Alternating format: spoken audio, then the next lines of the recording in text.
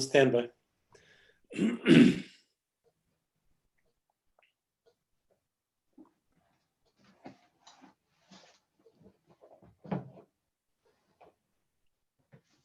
We want to welcome you. We're just going to give everybody a moment to join as we are able to welcome people from all over. I think we're good to go. Those people that do want to have family and friends join, we still are having some technical difficulties with going to social media directly, but we will have the program recorded and you can feel free to share the link for people to sign up. Just share the link so they sign up so we know there's an actual person joining, not somebody in the background. But we do want to welcome you. It's so great to see so many of you. My name's Eleni and I'll be moderating today's program. We do love hearing from so many stories from around the world. It's been a blessing to be able to hear inspirational faith-based stories, especially during this time. And it's great to see some familiar faces and some new faces too. We do ask that you continue to ask other people to join my OCN community. And I also want to introduce you to a new person on OCN's team. Noelle, you can wave. Noelle's our new program manager, and she'll be joining us as well. Just a few reminders, please remain respectful and polite with your opinions of others. We will have this program up on my OCN so you can share it with others as well. This program is being recorded and we ask that you remain muted. If you do have a question, feel free to share it in the sidebar. You can raise your hand below. We also love hearing where you're joining us from. So please put that in the sidebar. Say, I'm so-and-so from such and such. It's great to see you. OCN is a 501c3. We are 100% donor supported ministry. And my OCN community continues to be an anchor actually for the last 25 years that holds us in a place where we can have faith over fear. We do provide 24-hour streaming of Christian radio, television programming, as well as talk radio. And we want you to know as an audience, you can listen in different ways. You can listen anywhere through the social media platforms through Roku, YouTube, and even TuneIn. Today's program is a special edition, just in time for Christmas. But with that, let me turn things over to Father Chris. Thank you, Eleni. Welcome, everyone, especially welcome, Nicole. Excuse me, Noelle. I keep calling you Nicole. It's Noelle, and I should know that because we're around Christmas time, right? But we welcome Noelle. And of course, we welcome our very special guest today, Dr. Eugenia Constantinou. I'm going to get into who she is in just a minute. As Eleni said to you, this is the 25th year of our broadcasting. This is going to be a very special program that's going to deal with Christmas, the birth of Christ, and maybe some of the things that are out there that may not necessarily be true, or maybe you may have questions that have presented themselves and you'll have a chance to ask them this evening. We ask you, of course, to share the link with your relatives and with your friends, have them join us, and at some point it'll also be posted on our Facebook pages. We're in our 25th anniversary celebration. As I mentioned to you, every time we have this broadcast, we're at 92% of that, and that gives us quite a head start into the new year. We have a goal of raising $150,000, and we're at 92% of that. There will be a link during the program on the side in the chat, and if you'd like to donate or you'd like to share that with someone who can help us, please do so. Let me begin by reading the Aporitikon, the festal hymn of the day. As you know, I have my votive candle that I always light, and we have the icon of Christ and the Panagia. My icon of the Nativity is packed away, but Presbytera Eugenia has it there, so that's good. Your birth, O Christ our God, dawned the light of knowledge upon the earth. For by your birth, those who adored stars were taught by a star to worship you, the Son of Justice, and to know you, orient from on high. O Lord, glory be unto you. Dr. Eugenia Constantinou holds 5 degrees in theology. She has been a professor at Orthodox institutions, including Holy Cross, the Patriarch Athenagoras Institute. For the past 18 years, she has taught biblical studies and early Christianity at the University of San Diego, and she currently teaches New Testament at 2 graduate schools of theology, the Franciscan School of Theology and Saints Athanasius and Cyril Coptic School of Orthodoxy. She has been a regular speaker at retreats and conferences for over 40 years. Her most recent book, Thinking Orthodox, Understanding and Acquiring an Orthodox Christian Mind, which, by the way, I have right here. I just got my copy today. Was recently released by Ancient Faith Publishing and also is available on Amazon. The subject is why the Orthodox Church is the continuation of the original ancient church and why it is different from the Western Christianity. The focus of the book is not so much on what we believe, but what we believe and why. The book Thinking Orthodox will be the ongoing subject of a new program of discussion that will be our Let's Talk Live series beginning on January 7th. So if you don't have the book, I suggest, and here it is again, I suggest you, it's a shameless plug for the book, by the way, it's excellent. It's either available on Ancient Faith or it's available on Amazon.com. But for tonight, our subject is the Feast of the Nativity of our Lord, Christmas, the Gospels. What do they tell us? What is the real story behind Christmas narratives that are just so familiar to all of us? Welcome, Jeannie, to the program. How are you? I'm fine, Father. Thank you very much. Thanks for inviting me to participate. And congratulations on 25 years at OCN. That's wonderful. It's a milestone. And this ministry is such a blessing to so many people. So thank you for your ongoing work in this area to provide Orthodox programming to people all around the world. So thank you very much for your work, Father. God continue to bless you. And I hope you see another 25 years. There you go.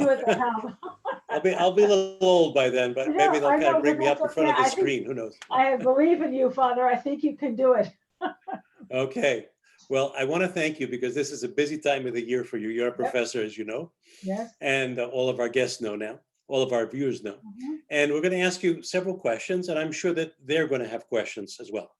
You should be sort of as being full disclosure, I want you to know that I'm a fan of Presbyter Eugenia. I'm a fan of her because she talks the language of our church in a language that people understand. When she taught at Holy Cross, she was one of the most popular professors, not because she gave good grades to her students, but because she knew how to unpack Orthodox theology for today's world. So let me ask you the first question. Only 2 evangelists describe the birth of Christ. Yes. Most people would be surprised to learn that. Right. Why isn't his birth described in all 4 Gospels? Isn't it important? Of course, it's very important, but we have to remember that in the early church, and even today, when we talk about our saints, like today is a feast day of Saint Anastasia, Saint Anastasia. Congratulations and many years to all of you Anastasias out there. We don't know the date of the birth of our saints. What we commemorate, what we remember is the date of their falling asleep. And so the birth of Christ also was never as important, of course, as the resurrection. So even though it's very important, not all of the evangelists recorded it, but part of that has to do with the particular style, the interests, and the themes of each evangelist, because each of these differed among the evangelists. Okay, and are the accounts of the birth the same in both Matthew and Luke? No, they're not. So we have, for example, Mark doesn't talk about the birth of Christ at all. He begins with Jesus, coming to John to be baptized, and then John the evangelist begins going farther back, way before the birth of Christ, and talking about the eternal existence of the Son of God, the Logos of God. So we only have Matthew and Luke to tell us about the birth of Christ. And the story is not identical. And this sometimes maybe surprises people. So in Matthew, we have many Jewish elements that would have been very important for his audience, and that was a Jewish audience. So in Matthew, we have the genealogy of Christ that we heard last Sunday at the Divine Liturgy, going back to Abraham and through the lineage of David. We have the story of with Joseph receiving the dreams, getting the messages from the Lord through the dreams, just like Joseph of the Old Testament. We have the star of Bethlehem. We have the visit of the Magi. We have King Herod trying to kill the baby Jesus. This is the way Matthew tells the story. Then in Luke, we have entirely different elements. And those are like the fact that we have the census in Luke. We have Mary and Joseph traveling to Bethlehem for the census, Jesus being placed in a manger, the news of the birth of the child going to shepherds, this kind of thing. So it is a very different way. And even before the birth of Jesus, in Luke's gospel, it begins with the Annunciation to Zacharias, the father of John the forerunner. And then we have the Annunciation to the Virgin Mary. We have the birth of John, and then we have the birth of Jesus. So Luke also gives us entirely different details surrounding the birth of Christ. So we have a different way that the story is told in these two gospels. Does that cause us pause to say, well, maybe this didn't happen when you had two different accounts? No, and this is what I compare it to, Father. So it's a good question, because people say, well, how can you have any confidence in the birth of Jesus when you have two different stories? Well, Matthew's story is told to Jews from the perspective of Joseph. Joseph is the main actor. Mary is mentioned, but she never says a word. She never really appears in the story anywhere. And as I said, because Matthew is a Jewish Christian author writing to Jewish Christians, there's such a thing as a Jewish Christian, a Jew who believes that Jesus is the Christ, the Messiah. So Matthew is writing for them, and he's emphasizing the royal nature of Christ's birth, because the Jews cared about the fact that Jesus fulfilled the prophecies. So Matthew is the one who keeps quoting the prophecy. This was done to fulfill what was spoken by the prophet. Right. And that is quoted at least 5 times, the different prophecies in Matthew's gospel. So he emphasizes the royal nature of Christ's birth, the star, the magi. Another king wants to kill him because he's the king of the Jews who's been born. And also Matthew wants to tell us about how Jesus is also the new Moses. Jesus comes to teach. It's Matthew's gospel that has the Sermon on the Mount. So there are elements that remind us of what happened when Moses was born, the massacre of the innocents, for example. That's in Matthew's gospel. So then Luke tells us the same story, but from the perspective of Mary. And Joseph is mentioned, but he doesn't play any role in the gospel of Luke at all. We don't find out what he does, what he's thinking, anything like that. So both of these, and Luke wants to emphasize that Jesus, because Luke is a Gentile writing for Gentile readers, he wants to emphasize how Jesus is not, yes, Jesus is the Messiah. He doesn't disagree with that, but he's the Savior for the whole world. So the message comes to the shepherds, to the people who are despised, who are poor, that Jesus has come for you. He's the Savior of the whole world, especially people who are lowly, despised. So Luke emphasizes the humble nature of the birth of Christ. So together we have this complete picture, what we're used to seeing in church with the Christmas pageants or in the movies, all of the elements are brought together. But what we see is the reality of who Christ is as truly the King of the Jews because he's God, and the Messiah promised to the Jewish people who fulfills the prophecies, but also someone who comes to us in humility and gives us a model of humility. And he's not just for the Jews, but he's for the whole world. So it's very important, I believe what you've just said, that they were written for a specific audience, to a specific people. And that helps us understand, okay, well, this is this way, and together, this is included and that isn't included. But together they make the truth. That's right. And it's not that, you see, we sometimes think that the gospel should be like documentaries where everything important has been noted, but each evangelist has a purpose and he's trying to emphasize something about Christ. And this is what he brings out in his story, because the infancy narratives are like the prelude or an overture to an opera or a musical. You know, when you go to the musical, there's an overture and you hear all the themes from the songs that will be played out. And so in these gospels, we see in the infancy narratives the themes that will be developed by that evangelist. And they don't have to emphasize everything. If you try, then you've emphasized nothing. So each of them chooses something that they want us to take away from the story. What do I need to learn about who Jesus is? And they succeeded. Now, the other thing that I think is rather interesting is that whenever someone tells a story, an event, it's never exactly the same. So if you and I were to experience the same event, and then we went and told someone what we had experienced, it wouldn't be identical. The main details would be the same, but it would not be 100% exactly the same, you see? So we have, for example, if you were to ask a married couple how they met, the general details are going to be the same. We met at a party, it was a blind date, we met at church or something like this. But then the way they remember the story and the way they tell it is going to be different based on their perspective. That's a natural sort of thing. And so this is what we see here in these Gospels. So how can we rely on the Gospels for their truth?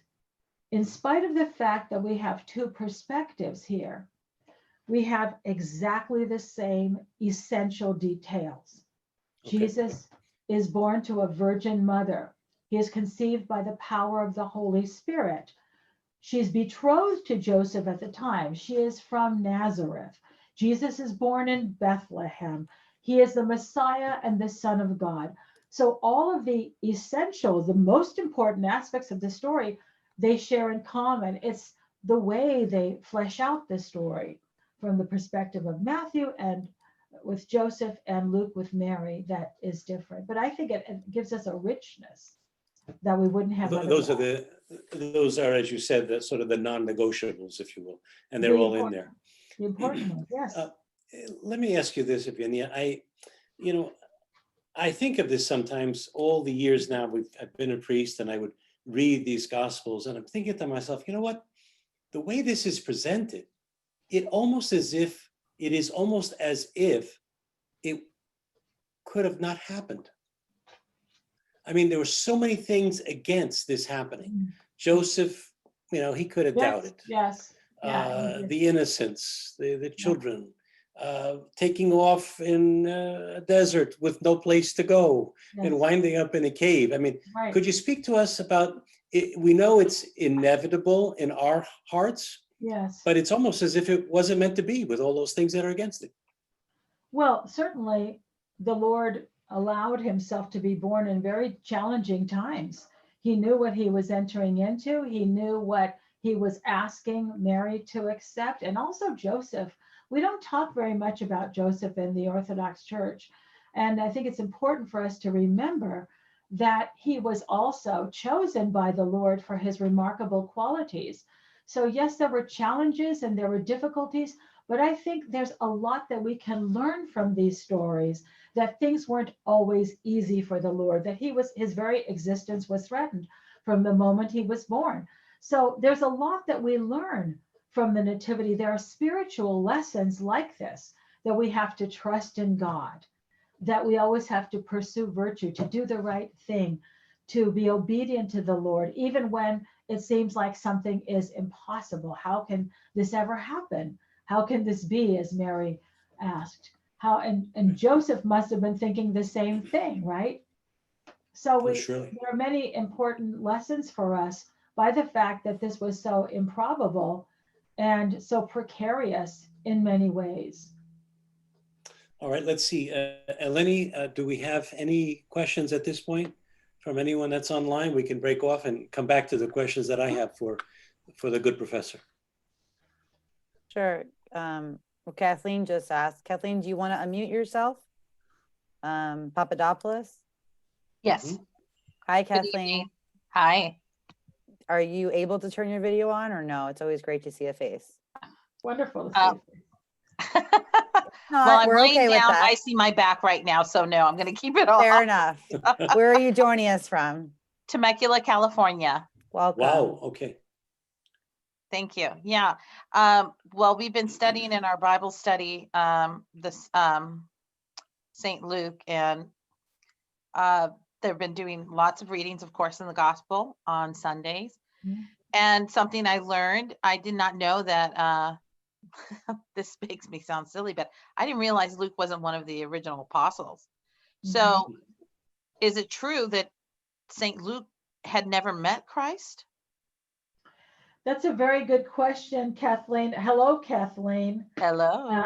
I know Kathleen. We served the Temecula Parish for a while, Yes, we and did. she's recovering from an illness, so that I think that's why she's not showing us her face. Yes, ma'am. That's okay. Parastika. Okay. So that's a good question about the person of St. Luke.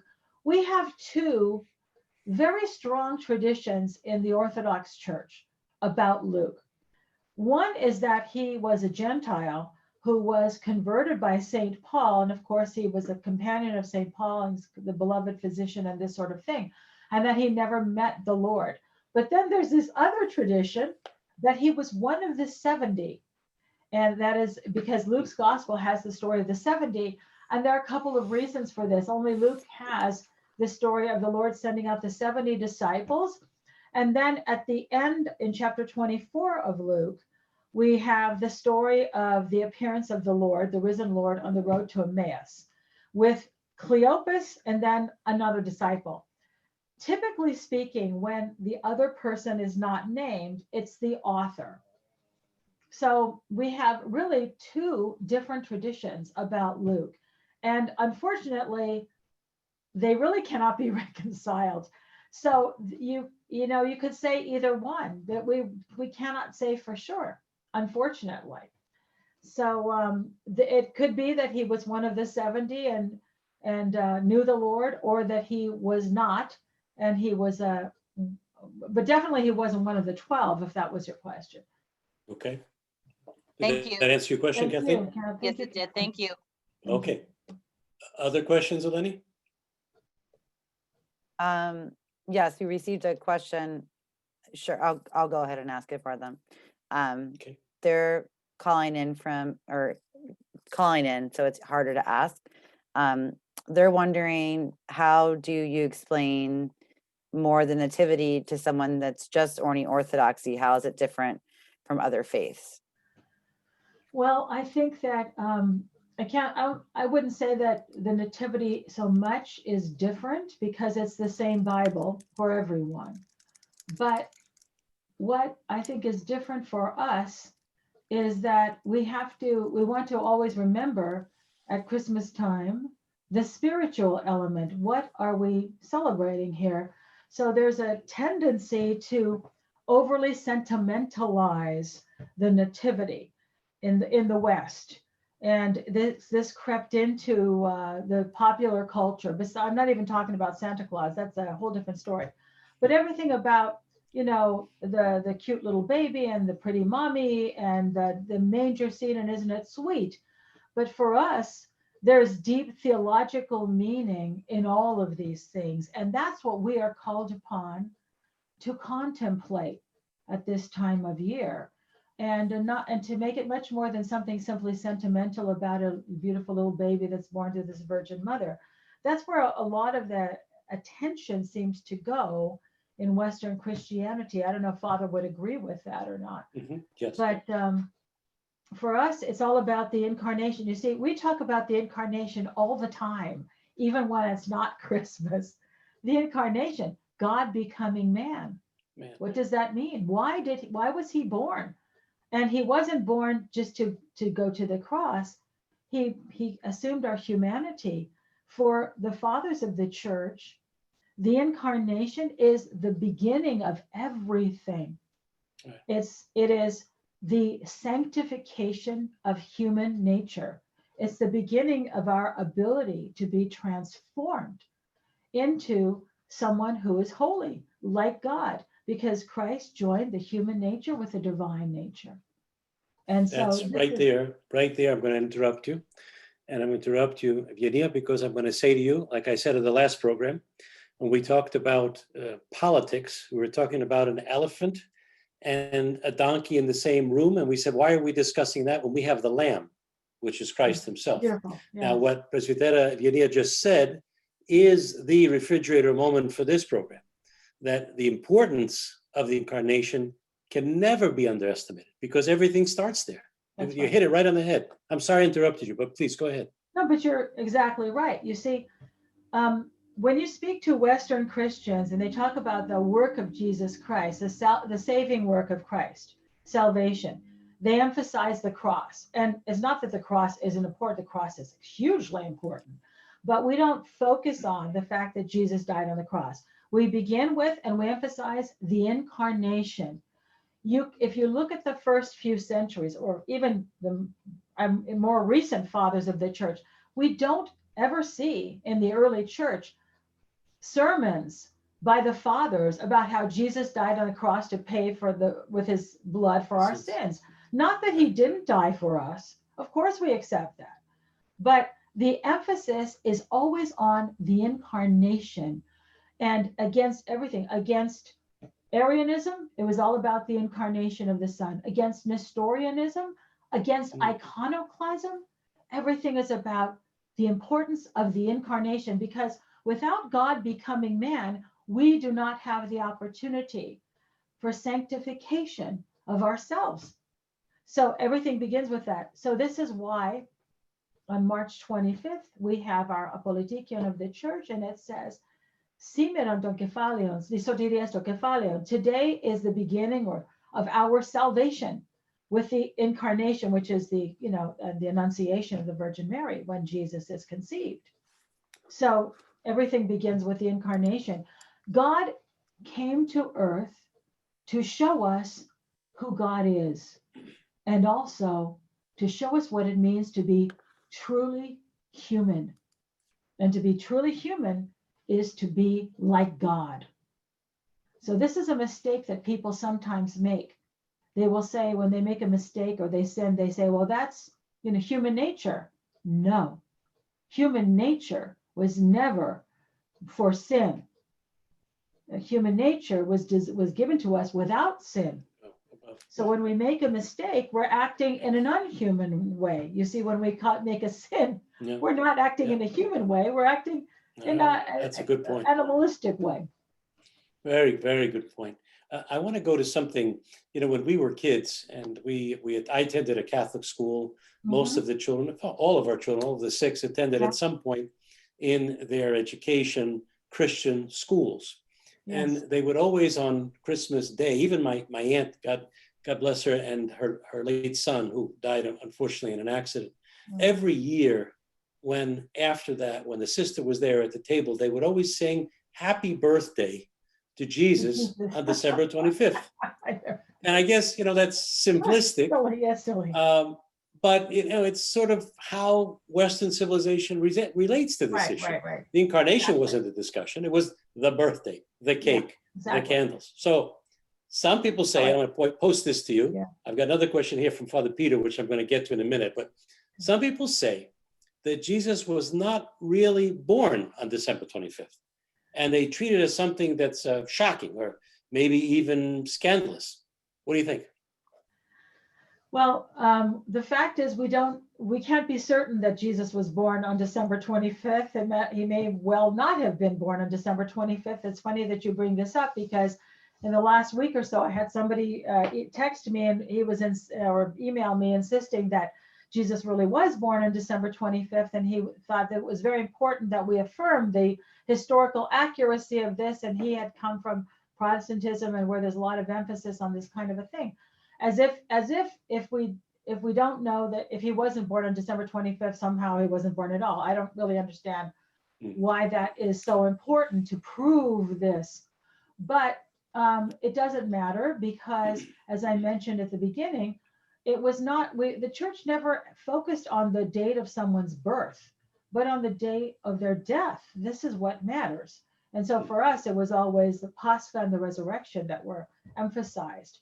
But it's not something scandalous, because we know that the church really didn't begin to celebrate the nativity of the Lord according to the flesh until the 4th century. That's pretty well documented that this was not. Now, the church always celebrated the birth of the Lord, that's for sure, his incarnation, but they celebrated that with his baptism on Theophany on January 6th in the new calendar. So the church always recognized the birth of the Lord, but they didn't separate it from. Why is that? Because The birth of the Lord is the appearance of the Lord on earth, his manifestation. It's a theophania. It's a theophany. It's a manifestation, epiphany of God on earth is the birth of the Lord. And then they celebrated that together with the baptism of the Lord, at which is manifest the Holy Trinity, the Father's voice, the appearance of the Spirit, and the Lord in the flesh being baptized. So it is true that the church didn't, in the early years, find the need, feel the need to celebrate it as a distinct feast, the way we do. And the Father's voice too at Epiphany, right? This is my the Son, Father's in voice, whom I am well pleased, the right? Father's voice, the Spirit, and Confirming that, yes, confirming it. confirming that. So not shocking, not scandalous, but No. something that people talk about. Some people even say that, well, to celebrate that day, you're actually worshiping a pagan god. Have you heard that? Yes, I have heard that, because December 25th in Rome, in ancient Rome, was the birthday of Sol Invictus, invincible sun, or also the god Mithras, who was the Persian god of light. It was a very popular cult at the time. The day before was the birth of Saturn. And so during these 7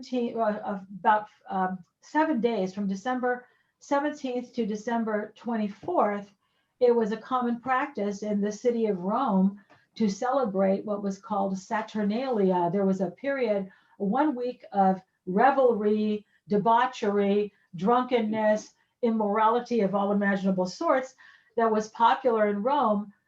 In the middle of this was, of course, an ancient practice, but even after Christianity was legalized in the mid 4th century, this was still very commonplace. You see, we tend to think that just because Constantine legalized Christianity, all of a sudden everybody became a Christian. And the fact is that Christians remained a minority in the empire for a long time, even when Chrysostom was Archbishop of Constantinople in the year 400. Christianity was still the minority religion. The empire was still majority pagan. So remember that Greek paganism and Roman paganism had roots that went back hundreds and hundreds of years. And people participated in all kinds of things because that was part of their culture. Just like today, Christians participate in things that are part of our culture that really they probably shouldn't. And they don't think about it as being unchristian. So in Rome, they had this practice of celebrating Saturnalia, and the Church of Rome decided to take that date, which was a pagan celebration, December 25th, and change the focus of everyone toward Christ. And they say, why are you worshiping the sun? You know, St. Constantine was a big devotee of Sol Invictus. He worshiped the sun before he became a Christian. So this was he was the most popular god, Mithras and Sol Invictus in the 4th century, the 300s. So around the year 350, it seems, the Church of Rome began to celebrate the birth of Christ on December 25th. And this was a statement by the church that rather than worshiping an object in the sky, because that's what the sun is, it's just a created object, we should be worshiping the true sun, the Son of Righteousness, O Ilios Distikeosinis. And so it was a way of the church making a theological statement.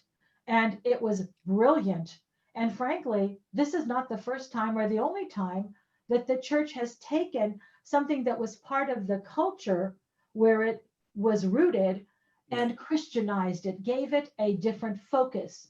So no, we're not worshiping Mithras or the sun. We're worshiping Christ, the Son of Righteousness. And all true Christians know this.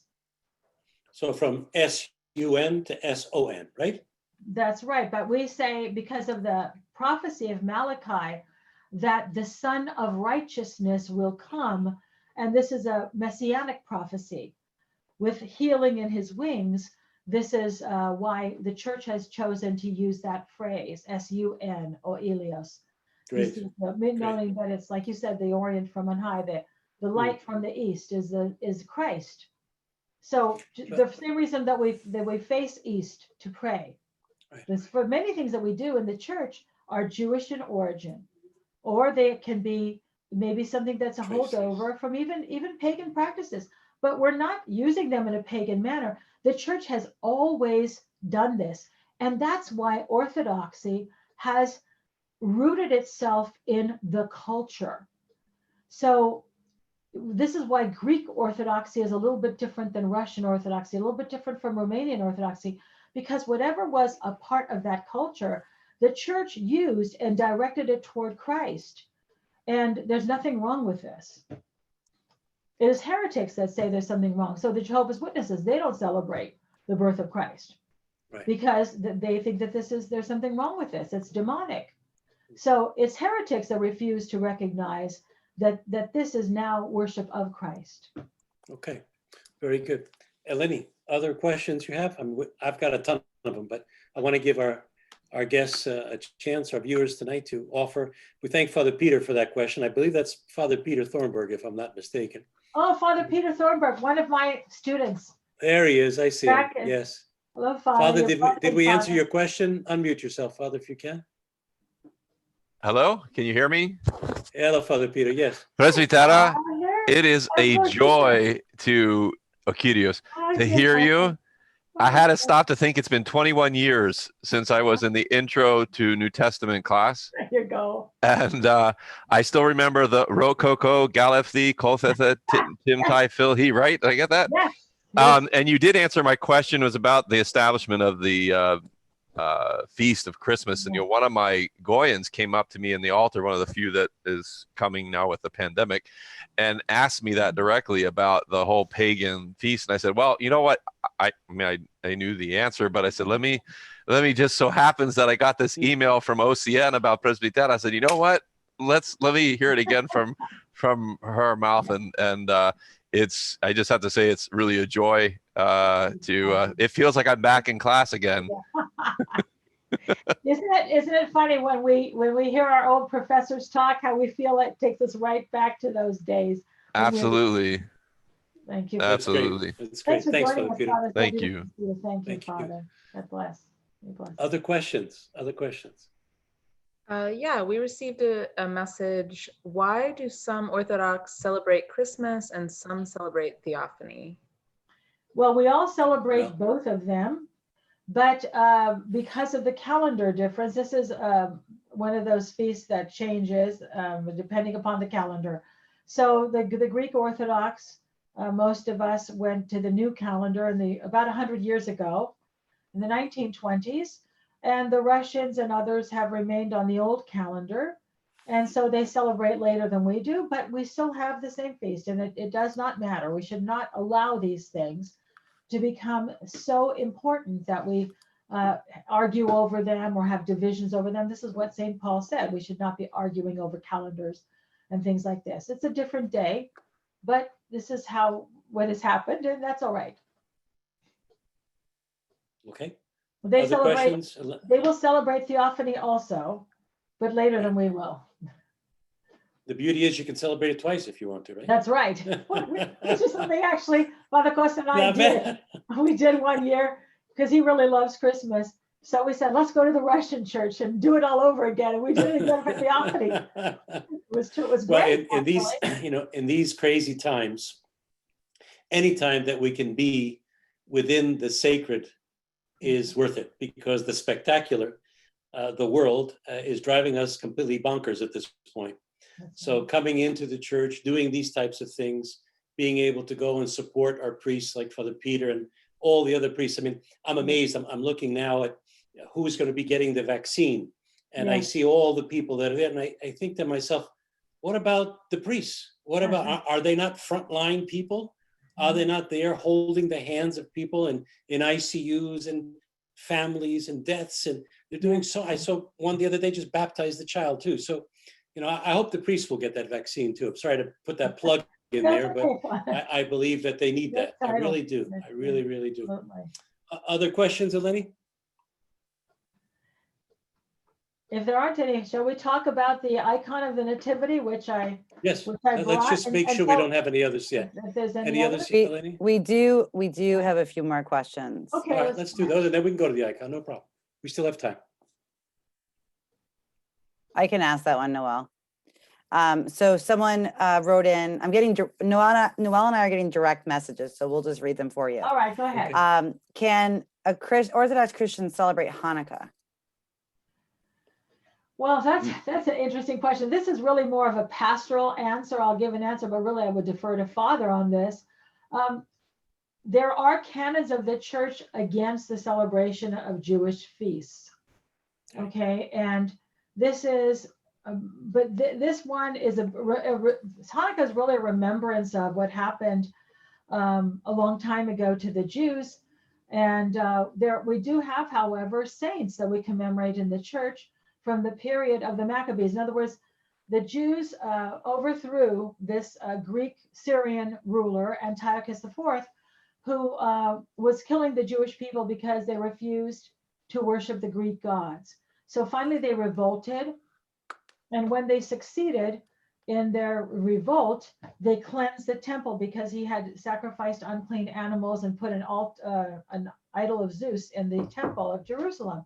So he sacrificed, they cleansed the temple, and rather than having only enough oil for one night to burn, it burned for 8 nights. And this is the origins of the Feast of Hanukkah. Well, some of those martyrs that we know of from the books of the Maccabees are saints of the Orthodox Church. They're called the 7 Maccabean brothers. And so it's not something that we would, I don't know, say, I think it's inappropriate to celebrate it. But I think if you were invited to someone's home, you could respectfully observe it. Because unfortunately, when we revert back to Jewish practices, it's sort of like a denial of Christ. This would be my concern, but I'd love to hear what Father says about this. Yeah, I would almost totally agree with you, Eugenia. I think the importance is the pastoral sense, the sensitivity issue of, do you actually actively go and celebrate Hanukkah? The answer would be no. It doesn't make sense. It doesn't connect. But there are certain strings, as Eugenia said, that go back to it. So therefore you remember it, you can be respectful of it, but to celebrate it, no, I don't think that that's appropriate. I really don't. Very inappropriate. There is a sort of a trend today among some Christians to try to go back to what was done in the early church, and by adopting Jewish practices. We call this Judaizing. And St. John Chrysostom gave a number of sermons against Judaizing Christians, and he's been labeled an anti-Semite ever since, unfairly, by the way.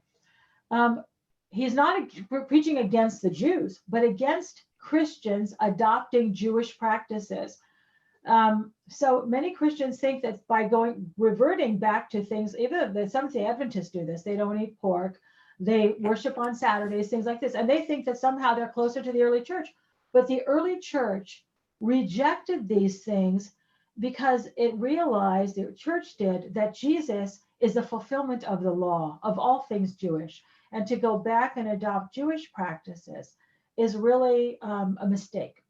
And it's like a denial of Christ. All right, good. Other questions, Eleni or Nicole? Noel again. Again, I called her Nicole. Noel, I got to use your name. Noel, we'll have to have you sing a Christmas song. Noel. There you go, Father. Kathleen had another question. Do you want to read it out yourself, or should I read it?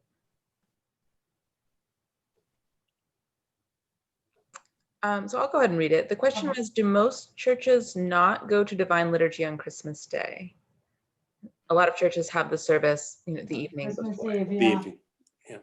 I don't know about most. Father might know better than I do. Some of them, a lot of them do have it on Christmas Eve. And unfortunately, the reason for that is a pastoral one also, because a lot of people won't come to church on Christmas Day. They want to stay home with their family. And that's a terrible thing. Frankly, that's our weakness. That's our sinfulness, by not coming to church in the morning and then going home to have breakfast and open presents. That's what we really should do. When we were in the metropolis of Boston, the bishop, the Metropolitan Methodius, required all of the churches to be open on Christmas Day and to have the Divine Liturgy. He felt that was very important. So the practices sometimes differ in the metropolis. It might be required by one metropolitan or another, but that's an unfortunate reality, and it's not a good thing. It's a concession that our priests are making because of our weakness. And really, we should repent of that, to tell you the truth. We should be insisting that there be church on Christmas morning, but we're not.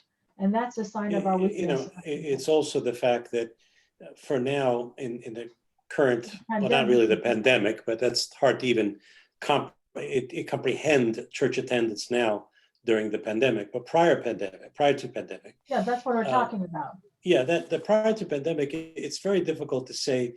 You're pushing against the tidal wave of the culture. That's right. Which is saying, stay home, open your gifts. Yep. Church, what's that? And Yeah. what's happening is, in many cases, not all, thank God, many cases, the church becomes a skulariki. A skulariki is an earring, something that someone decides to put on in order to look better. But really, we don't have to look any better because we realize that we're created in the image and likeness of God, that the image is already there. It's the likeness that unfortunately, we mess up many times. So with these things, with the cultures, it's difficult. The priests are very pastoral. They say, okay, we'll do it in the evening, and we'll do it during the day. But it's reality, folks. That's where we live right now. The other thing I think that's important, and Eugenia, I think maybe you can address it. We're going through the pandemic. It has been a terrible time of isolation, Yes. a terrible time of loneliness, a terrible time of death.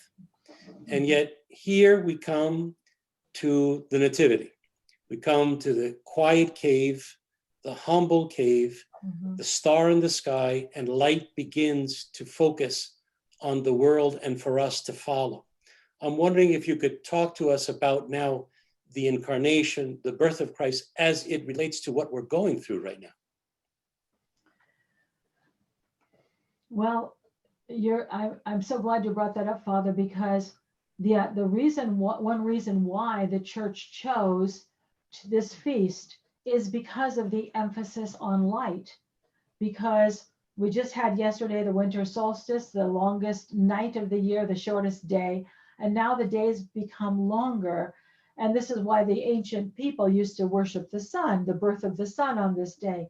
But for us, it's a good opportunity for us to reflect on, again, what is the true sun? Who is the true light of the world? It's Jesus Christ.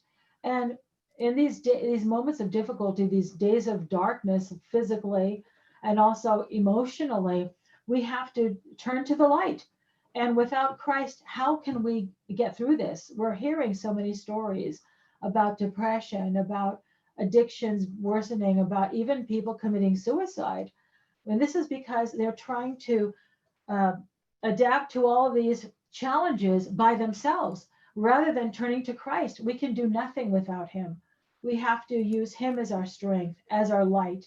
And if we remember that, we're going to be able to overcome any challenge. And we also have to remember that he also had periods of darkness, that he also felt alone prior to the cross as he prayed and asked the Father to take the cup from him.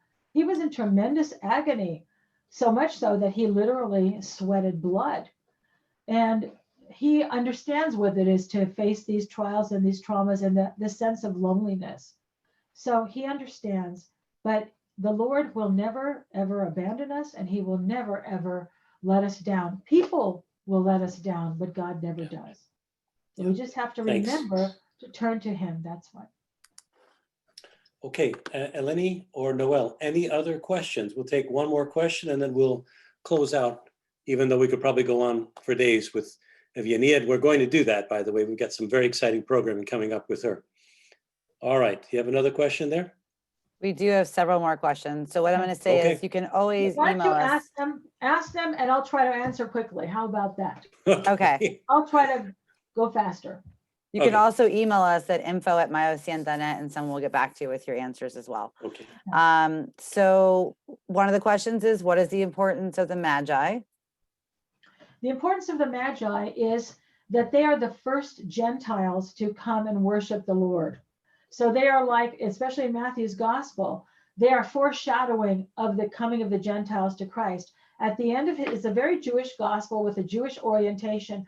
But at the end of his gospel in chapter 28, St. Matthew talks about, he gives a great commission, go out and preach to all nations, baptizing them in the name of the Father, Son, and Holy Spirit. Next question. Next question. Next question is I love from it. Tim. Tim, if Mhm. you can tell us where you're joining from in the sidebar, I'll ask your question just based on the interest of time. Would the Theotokos have been cleansed from sin before Christ entered her tomb? Would Christ in his Ooh. human nature have inherited the wounded gene that we are all born with?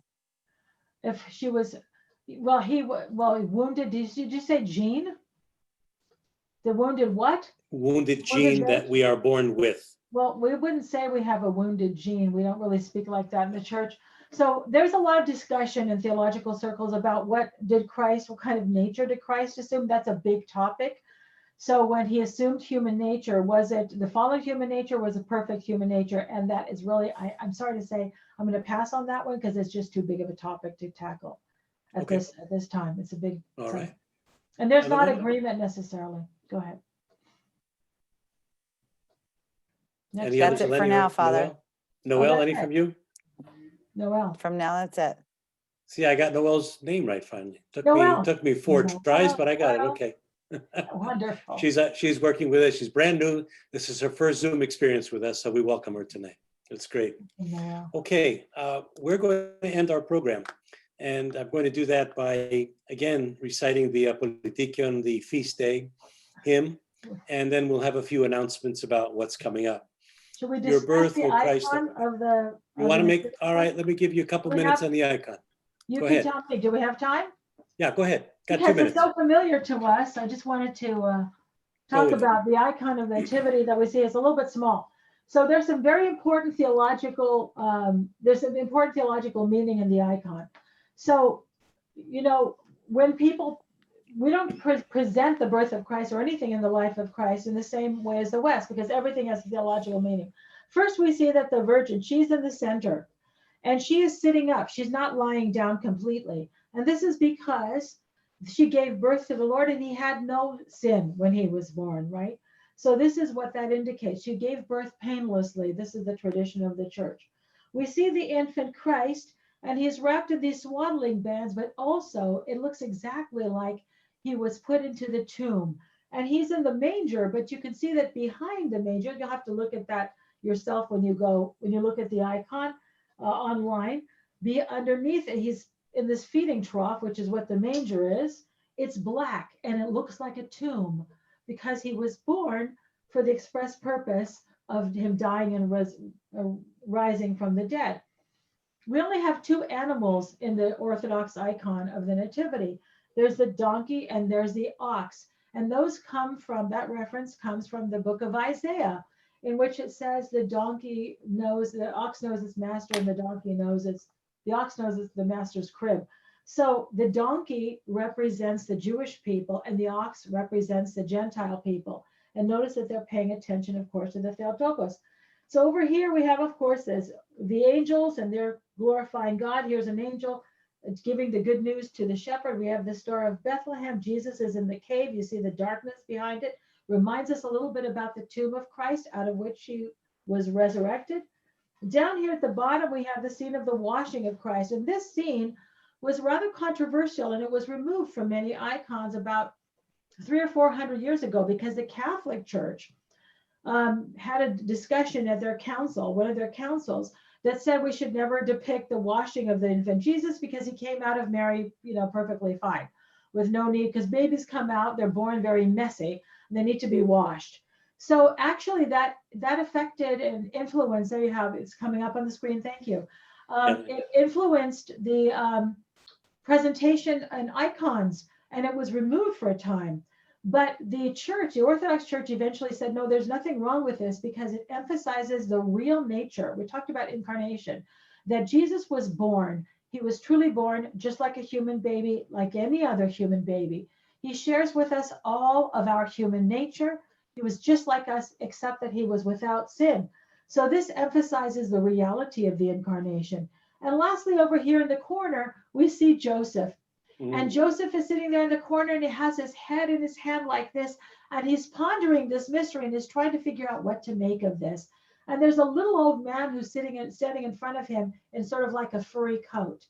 And many people believe that represents the devil, who is causing Joseph to doubt and question. Come on, you can't really believe that this is a virgin birth. You don't really believe that, do you?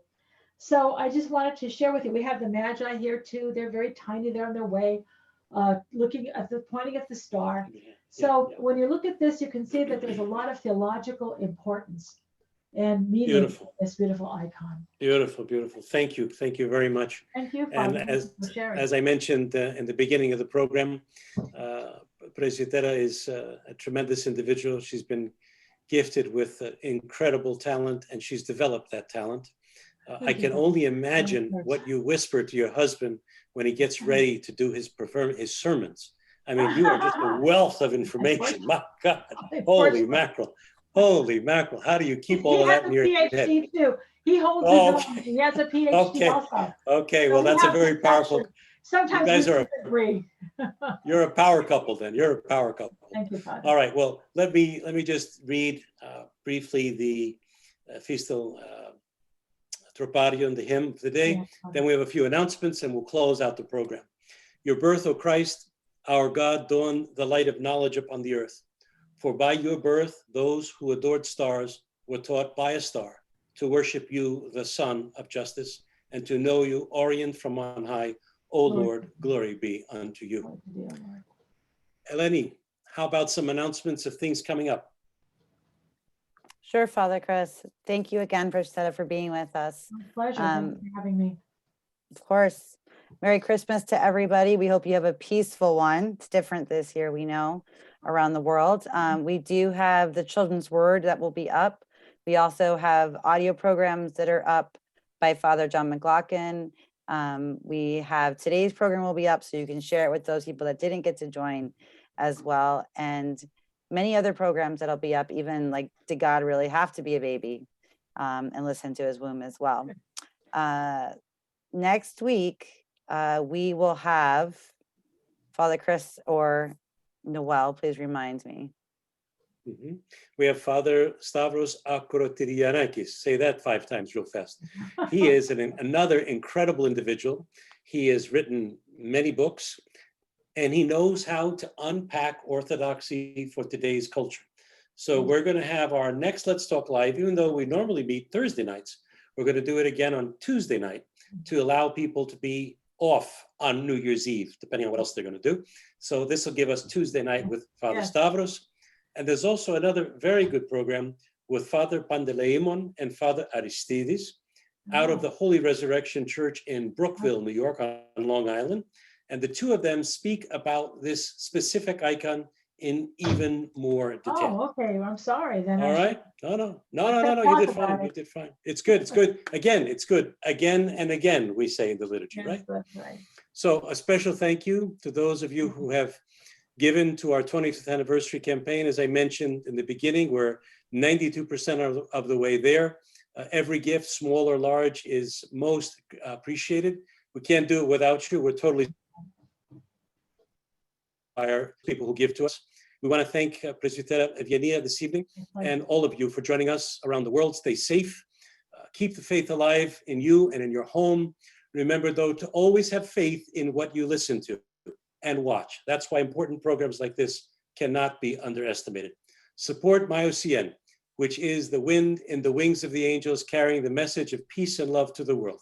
Thank you so much. Have a wonderful day and a Merry Christmas. Merry Christmas.